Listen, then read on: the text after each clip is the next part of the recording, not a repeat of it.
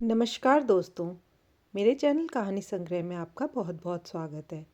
आइए सुनते हैं सुधा जुगरान जी द्वारा लिखित कहानी मेरे अपने।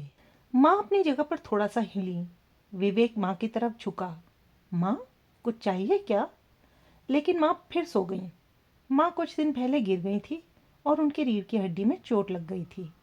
डॉक्टर ने उन्हें 3 हफ्तों का बेड रेस्ट बताया था और कुछ सावधानियों के साथ फिजियोथेरेपी कराने के लिए भी कहा था। इस उम्र में गिर जाना आम समस्या है। विवेक चुपचाप माँ का चेहरा देखने लगा। झुर्रियों से भरा चेहरा क्या हमेशा से ऐसा ही था? नहीं, वह भी समय था जब माँ चक्कर गिनने की तरह पूरे घर में डोलती थी, पूरे घर की व्यवस्था और सबकी देखभाल करती थी। माँ की पीढ़ी ने अपने बड़ों की सेवा की और अपने बच्चों की देखभाल भी बड़े प्यार व फुर्सत से की। लेकिन उसकी खुद की पीढ़ी के पास न बड़ों के लिए समय है और न अपने बच्चों के लिए। विवेक ने लंबी सांस भरी। अपने कर्तव्यों की याद कभी कभी आती है, पर जिम्मेवारियों के बोझ तले दब जाती है। वह मुंबई में रहता है अपने परिवार के साथ और माँ कानपुर में। कानपुर में उसके पापा का बनाया हुआ अच्छा बड़ा घर है, जिसमें ऊपर के हिस्से में किराएदार रहते हैं और गैराज में एक परिवार रहता है जो माँ की देखभाल करता है। यूँ माँ के लिए कोई कमी नहीं है, लेकिन इस उम्र में जब अपने बच्चों की ज़रूरत होती है तो उनके बच्चों के पास फुर्सत नहीं है। दीदी अमेरिका में है, 3-4 साल में एक बार आ पाती हैं। कुछ दिन अपने ससुराल और कुछ दिन माँ के पास रहकर चली जाती हैं।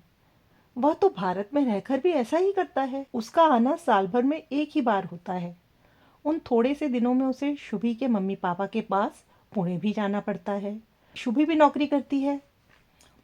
उन्होंने बहुत मदद की बच्चों के लालन पालन में उनकी। तब माँ की उम्र कम थी। वे घर में बच्चों के साथ अकेले भी रह लेती थीं। उनके बच्चे बड़े हुए तो माँ का आना कम हो गया। उनके बेटा और बेटी 12वीं करने के बाद 1 साल के अंतर पर मेडिकल और इंजीनियरिंग में प्रवेश लेकर बाहर पढ़ने चले गए थे। अब जब माँ को उनकी ज़रूरत है तो वे माँ का साथ नहीं दे पा रहे हैं। कानपुर में उनका लंबे समय तक रहना ही नहीं हो पाता है और मुंबई में माँ को अकेले फ्लैट में छोड़ना मुश्किल होता है। वे दोनों सुबह निकलते हैं और रात गए घर आते हैं। माँ को इस उम्र में फ्लैट में अकेले छोड़ें कैसे? और माँ भी रहना नहीं चाहती। कानपुर में गैराज में रहने वाला परिवार है, किराएदार है, आस पड़ोस है। माँ का फिर भी यहाँ मन लग जाता है, लेकिन विवेक को अपराध बोध सालता है। क्या करे वह? उनके संस्कार ऐसे थे कि वह माँ की सेवा करना चाहता था, पर परिस्थितियाँ ऐसी थी कि वह कर नहीं पाता था। उसकी उम्र इस समय 50 साल की थी और माँ की 73 साल।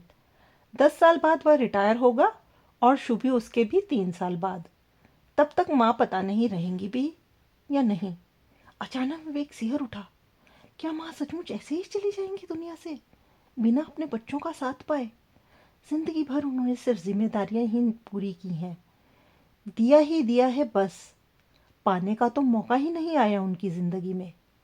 पिता तो माँ के सामने चले गए, इसलिए अकेलापन उन्होंने नहीं भुगता।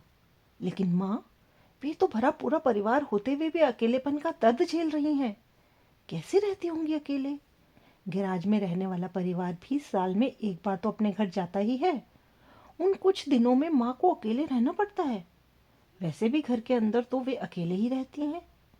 विवेक अपनी ही सोच में डूबा हुआ था, तभी आसमानी बिजली जोर से कड़की और घर की बिजली चली गई। इन्वर्टर शायद खराब पड़ा होगा। माँ यह सब अकेले कैसे मैनेज करेंगी? वो मोबाइल की टॉर्च जलाकर मोमबत्ती ढूंढने लगा। बिजली भी कड़कती होगी, बिजली भी जाती होगी, कभी माँ की तबीयत भी खराब होती होगी, डर भी लगता होगा, घबराहट तो होती होगी। कैसे रहती होगी माँ? विवेक के मन से माँ की परेशानियां नहीं हट पा रही थी। तन से कमज़ोर इंसान मन से भी कमज़ोर हो जाता है। वह साल में एक बार आ पाता है। कौन ले जाता होगा माँ को डॉक्टर के पास? दूर रहकर उसने माँ की इन छोटी छोटी परेशानियों के बारे में कभी नहीं सोचा। मोमबत्ती नहीं मिली। उसने खिड़की से सोबती को आवाज़ दी। सोबती अंधेरे में रास्ता टटोलती हुई अंदर आ गई। तभी माँ की क्षीण सी आवाज़ सुनाई दी। वह तेजी से बेडरूम की तरफ दौड़ा। माँ के हाथ में मोमबत्ती और माचिस थी। मोमबत्ती और माचिस उनकी साइड टेबल की दराज में थी। माँ ने हाथ बढ़ाकर दोनों चीज़ें निकाल ली। उसे सुखद आश्चर्य हुआ। इस उम्र में माँ ने जीवन जीने का तरीका किस तरह ढूंढ रखा था। उसने माँ से मोमबत्ती और माचिस लेकर मोमबत्ती जला दी। माँ ने मोमबत्ती का स्टैंड भी अपने साइड में रखा हुआ था। माँ, मैं तो कुछ ढूंढ भी नहीं पाया और आपने बिस्तर पर लेटे लेटे सब ढूंढ लिया, वह तनिक मुस्कुराते हुए बोला। माँ के पीड़ायुक्त चेहरे पर क्षीण सी मुस्कुराहट छा गई। हाँ बेटा, अकेले रहने के कारण कई तरह की व्यवस्था रखनी पड़ती है। मेरी साइड टेबल की दराज खोल के तो देख। विवेक ने दराज खोली तो उसमें विक्स से लेकर दर्द निवारक दवा व टॉर्च आदि सब कुछ था। बुखार से लेकर पेट दर्द व चक्कर आने तक की दवाइयाँ उपलब्ध थीं। उसे खुशी हुई सारी व्यवस्था देखकर। वह हंस पड़ा। माँ, आपने तो छोटी मोटी केमिस्ट शॉप खोली हुई है घर में। इतनी व्यवस्था तो मुंबई में हमारे घर पर भी नहीं रहती। ज़रूरत पड़ने पर बाजार दौड़ना पड़ता है। सब करोगे बेटा। जिस दिन उम्र के इस पड़ाव से गुजरोगे उस दिन सब तरह की व्यवस्था करोगे। ज़रूरत इंसान को सब सिखा देती है। माँ के चेहरे पर अनायास गहन उदासी छा गई। माँ के दिल का अंधेरा उसके दिल को भी दूर तक अंधेरा कर गया। वह सोच में पड़ गया, एक दिन इस पड़ाव से हमें भी तो गुजरना ही है। कोई भी हो सकता है, हम दोनों में से, मैं या शुभी। हाँ माँ, आपने तो हमेशा ही हमारा मार्गदर्शन किया है। बहुत सीख दे जाते हैं माता पिता। एकाएक विवेक का स्वर संजीदा हो गया। माँ, मुझे अच्छा नहीं लगता। आप यहाँ अकेले रहती हैं। क्या यहाँ कोई लड़की नहीं मिल सकती जो मुंबई में फ्लैट में आपके साथ रह ले? तो दिन भर आप अकेले नहीं रहेंगी और हम साथ रह पाएंगे। आप यहाँ अकेले रहती हैं, मुझे अच्छा नहीं लगता। माँ ने प्यार से उसके चेहरे की तरफ देखा। नहीं रे, तू दिल में कोई अपराध बोध मत रखा कर। मैं तेरा चेहरा नहीं पढ़ पाती हूँ। मुझे अपने बच्चों पर पूरा विश्वास है। कर ना पाना और करना ही न चाहना दोनों बातें अलग है। अपने बच्चों के प्यार पर ही तो विश्वास है जिससे मैं यहाँ पर अकेले भी रह पाती हूँ। जिस दिन बिस्तर से नहीं उठ पाऊंगी उस दिन तुम्हें ही तो करना है। कहाँ मिलेगी लड़की और कौन भेजेगा उसे इतनी दूर मुंबई? फिर 2 बेडरूम का छोटा सा फ्लैट। अभी तो यहीं ठीक हूँ, पर माँ अकेली में देखो गिर गई ना, ऐसे ही चिंता रहती है आपकी। दुर्घटना तो कभी भी हो सकती है बेटा। फिर तू आ तो गया मेरी तकलीफ में। पर माँ, 3 दिन बाद आ पाया ना। आप ठीक हो जाओ तो अब मेरे साथ चलो। कुछ ना कुछ इंतज़ाम हो जाएगा। मेरा मन हमेशा यहीं लगा रहता है। अच्छा अच्छा, अभी तो कुछ दिन रह तो सही। मुश्किल से तो आ पाया है। परेशान मत हो, इस बारे में बाद में बात करेंगे।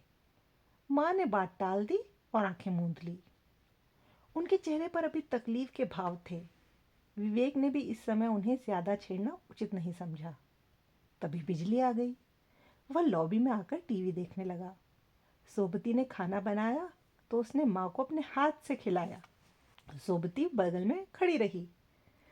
साल भर का प्यार एक साथ में देना चाहता है पगले? तू चला जाएगा तो कौन खिलाएगा? माँ हंसकर बोली। जा सोबती, भैया का खाना यहीं ले आ। माँ बेटा साथ में खाएंगे। माँ बेटा दोनों ने साथ में खाना खाया। खाना खाकर विवेक माँ की बगल में ही सो गया। सुबह चिड़ियों की चहचहाहट से नींद खुल गई। उसने पलटकर माँ की तरफ देखा। माँ उठी हुई थी, लेटी हुई चुपचाप धीमी आवाज में मधुर संगीत का आनंद ले रही थी। माँ, ये गीत किसने लगाए हैं? वह बिस्तर से उठते हुए बोला। माँ ने चौंक कर उसकी तरफ देखा। उठ गया तू? सोबती ने लगाए हैं बेटा। सुबह जब अंदर आती है तो मेरे मोबाइल पर गीत लगा देती है। आजा, चाय पी ले। सोबती रखकर गई है केतली में। अपनी भी डाल ले और मेरी भी। उसने उठकर चाय कपों में डाली। माँ बेटा दोनों चाय पीने लगे। सोबती ने खिड़की पर से पर्दे खिसका दिए। बाहर माँ की बनाई छोटी सी क्यारी में राई, पालक से लेकर सब कुछ उग रहा था। कंक्रीट के जंगल में रहने वाले विवेक के लिए यह बहुत ही खुशनुमा पल था। चाय पीते हुए बाहर की हरियाली देखना। विवेक की नज़रों का पीछा करते हुए माँ बोली। माली करता है ये सब। तेरे पापा को किचन गार्डन का बहुत शौक था, इसलिए अभी तक देखभाल करती हूँ। हाँ माँ, बहुत अच्छा किया आपने। आज तो मेरा मन भी अपने हाथों से हरा धनिया और राई तोड़ने का हो रहा है। एकाएक वह चपल मन से पीछे का दरवाज़ा खोलकर बाहर चला गया। थोड़ी राई और धनिया तोड़कर लाया। पैर मिट्टी से सन गए थे। बाहर नल से धोकर गीले पैरों के साथ कमरे में आ गया।